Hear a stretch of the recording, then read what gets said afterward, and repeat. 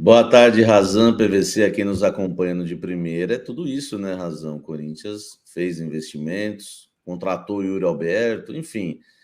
E o grupo do Corinthians também não era o grupo da morte, era um grupo chato, sim, mas não o grupo da morte. Então, certamente, o Corinthians é a grande decepção aí do futebol brasileiro na Copa Libertadores da América na edição 2023.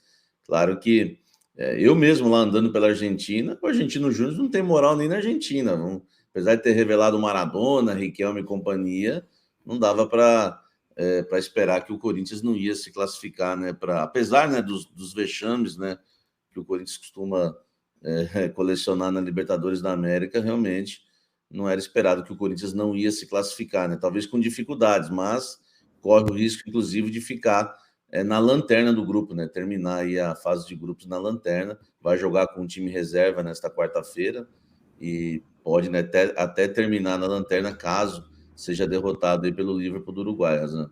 Quando a gente conversou algumas semanas, e até o PVC falou disso aqui no nosso grupo de pauta do De Primeira, a situação do Corinthians, como é que ele olha hoje para a Sul-Americana, Samir? Porque se ele permanecer na terceira posição, como a gente está vendo agora, ele vai para a Sul-Americana. É um chaveamento prévio de mata-mata. Os terceiros da Libertadores se encontram com os segundos colocados da Sul-Americana, e aí quem passar desse chaveamento vai para as oitavas da Sul-Americana. O Corinthians hoje está na terceira posição, a gente está vendo que tem 4 pontos, empatado com o Liverpool.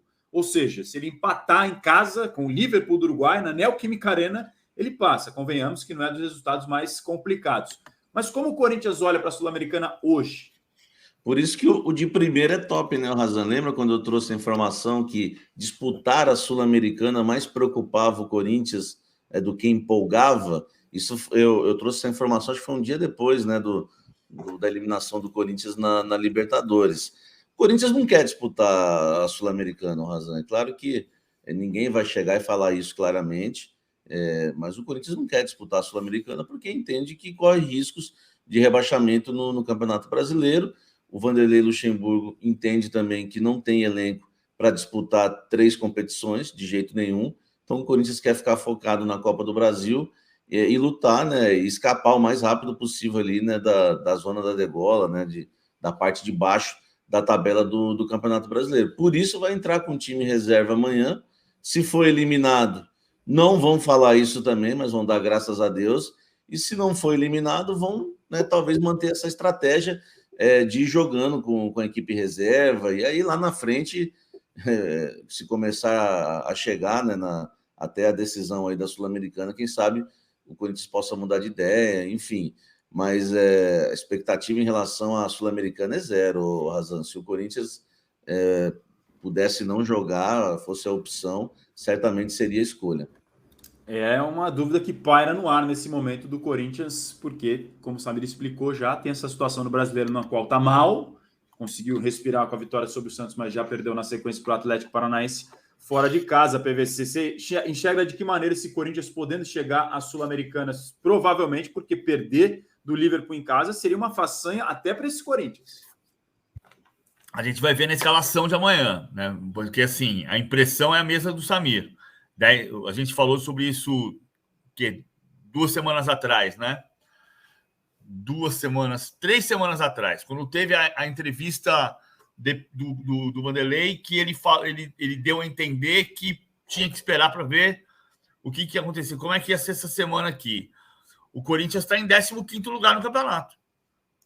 Então, ele está 2 posições acima do rebaixamento, né? O Cuiabá está em 16º, logo depois vem o Goiás. Então, ele precisa ganhar do Bragantino, ele precisa ter uma semana de treino, talvez na Sul-Americana atrapalhe um pouco. Antes da Sul-Americana, tem a repescagem. São 2 mata-matas em julho, que são nas semanas de 12 e 19 de julho, que tem um mata-mata contra um segundo colocado. Pode dar um Corinthians e Santos, de repente, né? O Santos está numa situação bem delicada, até para ser segundo colocado, mas pode dar um Corinthians e Santos, pode dar um Corinthians e News Old Boys. O News Old Boys está classificado, não é o News, mas assim, pode ter um jogo contra o Corinthians e LDU. Aí você tem que pegar um avião para Quito, para jogar contra a LDU em Quito, que é um jogo que vai causar um desgaste gigantesco. Então, a impressão é que, de fato, se chegou a 3 semanas depois com o Corinthians entendendo que desse mato não vai sair coelho. Nas semanas dos dias 12 e 19 de julho, os jogos dos playoffs desse mata-mata prévio entre os times que vão se cruzar da Libertadores com os da